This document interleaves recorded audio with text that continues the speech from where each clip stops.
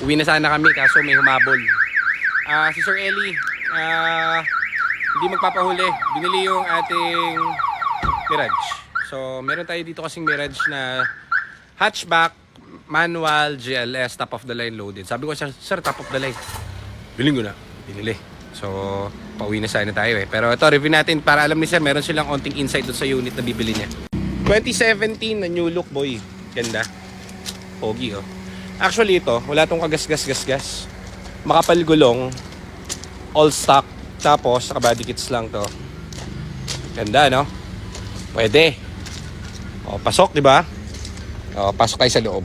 Ganda yung loob nito. Nakapailaw, ano pa to? Pailaw system. Ayan, oh. Pailaw system.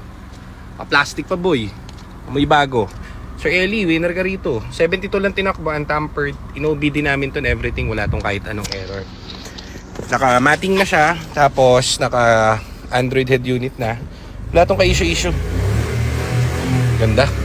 Naka-alarm and everything. Ang bango, amoy birhen. Ang ganda. Okay siya. Okay na okay. So, buksan mo kay hood mark. HID. Basic. Syempre basic. Push start na to. Tapos reverse cam. Naka-Android head unit and everything. So, humabal pa si sir. Medyo madilim pero napaka-stock na ito. Ganda. Bago bat. Lahat. Walang tagas ang cooling system. All goods. So yan, Sir Eli, ito yung unit mo. Mabuti at na-reservan mo agad ito dahil mabilis lang i-touch.